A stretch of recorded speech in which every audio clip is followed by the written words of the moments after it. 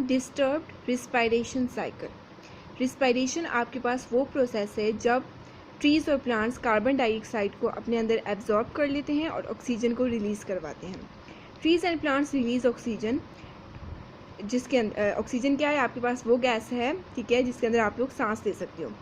Which is essential for human survival, इंसानों के ज़िंदा रहने के लिए बहुत ज़रूरी है oxygen. Without trees and plants, अगर प्लांट्स और ट्रीज़ नहीं होंगे, there would be no process of converting carbon dioxide into oxygen, तो हमारे पास कोई भी एक ऐसा प्रोसेस नहीं बचेगा जो कि कार्बन डाइऑक्साइड को एब्जॉर्ब करे और ऑक्सीजन को रिलीज़ करवा सके। Logs of wood for human use, These provide timber, trees provide timber for building and firewood for cooking.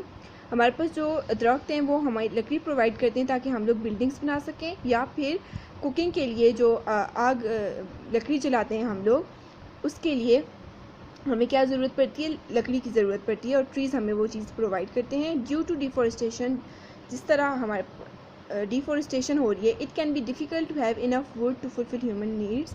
तो डिफॉरेस्टेशन की वजह से ट्रीज़ कम हो रही हैं, जब ट्रीज़ कम होंगे तो हमारे पास लकड़ी भी क्या हो जाएगी, कम हो जाएगी, जिसकी वजह से ह्यूमंस अपनी ज़रूरियात पूरी नहीं कर सकते। Global warming, man made invention such as cars and industries release great amount of carbon dioxide. जैसे कि हमारे पास बहुत सी एजादात हैं, जैसे कि कार्स हैं और इंडस्ट्रीज़ हैं, वो क्या धुआं छोड़ती हैं, जिसके अंदर क्या होता है, कार्बन डाइऑक्साइड होता है बहुत ज़्यादा अमाउंट में। Trees take in carbon dioxide from the air, जो ट्रीज़ होते हैं वो इस कार्बन डाइऑक्साइड को अपने अंदर एब्जॉर्ब कर लेते हैं। Due to deforestation the amount of carbon dioxide is rising, अगर डिफॉरेस्टेशन हो गई तो ट्रीज़ कम हो जाएंगे, जिसकी वजह से कार्बन डाइऑक्साइड भी ज़्यादा हो जाएगी, क्योंकि ट्रीज़ नहीं होंगे हमारे पास इतने कि वो उसको एब्जॉर्ब कर सकें। It increases the earth's temperature, जिसकी वजह से हमारी जो ज़मीन का टेम्परेचर है वो भी क्या हो जाएगा, ज़्यादा हो जाएगा। It is called global warming, इसको हम लोग क्या बोलते हैं, ग्लोबल वार्मिंग बोलते हैं।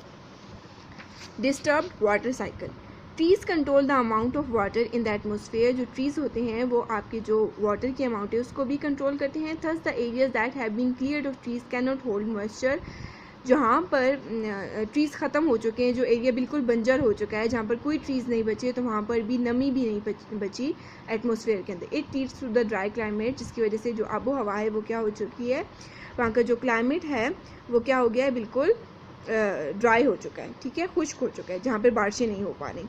Forestry department, deforestation has adverse effects on the environment, इसने हमारे माहौल के अंदर बहुत से असरअंदाज किया है डिफॉरेस्टेशन ने।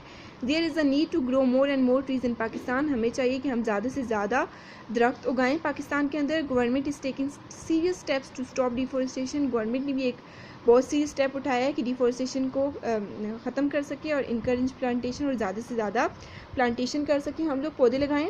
Government has formed forestry department for looking after the forest, उन्होंने एक डिपार्टमेंट बना दिया है फॉरेस्ट्री डिपार्टमेंट, जो इस जंगलात की देखभाल कर सके।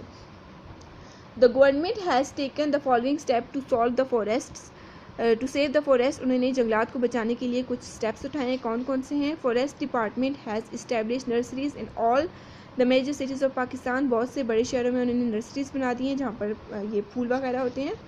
Forest department in Pakistan celebrate tree plantation week to grow more trees, उन्होंने एक डिपार्टमेंट बना दी है जो हर हफ्ते में एक दिन मनाते हैं ट्री प्लांटेशन का, उस दिन हम ज़्यादा से ज़्यादा दरख्त लगाए जाते हैं। Awareness programme through media about the importance of the forest have been started, और मीडिया के थ्रू उन्होंने लोगों को बताना शुरू कर दिया है कि जंगलात की कितनी अहमियत है हमारी ज़िंदगी के अंदर। इसके बाद आप लोगों ने एक्सरसाइज करनी है। आपका फर्स्ट है, from the given mind map separate the list of causes and effects of deforestation. आपके पास दो कॉलम है यहाँ पर, causes of deforestation and effects of deforestation. यहाँ पर आपके पास गिवन है, आप लोगों ने डिफरेंस करनी है और इसको सेपरेट कर देना है, ठीक है। कॉजेज़ कौन सी और इफेक्ट्स कौन से। आपके पास कॉजेज़ में आता है, सबसे पहले आ जाता है वुड यूज्ड फॉर फ्यूल, ठीक है, फर्स्ट है कॉजेज़। सेकंड है would used for building supplies, ठीक है, and third one is forest cleared for agriculture. ये थ्री आपके पास कॉजेज़ हैं, और बाकी जितने भी हैं वो आपके पास क्या आ जाते हैं, इफेक्ट्स आ जाते हैं, जैसे loss of habitats for animals, increase soil erosion, undesirable changes in climate, global warming, loss of medicinal plants, loss of food from fruit nut contributing to poor soil. ये आपके पास सारे इफेक्ट्स हैं। इसके बाद आ जाता है आपके पास discover the reasons of deforestation. यहाँ पर आपके पास ब्लैंक्स गिवन है, आपने इस टॉपिक को कंप्लीट करना है।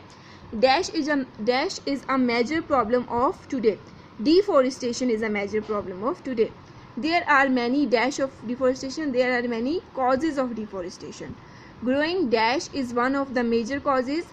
Growing plantation is one of the major causes.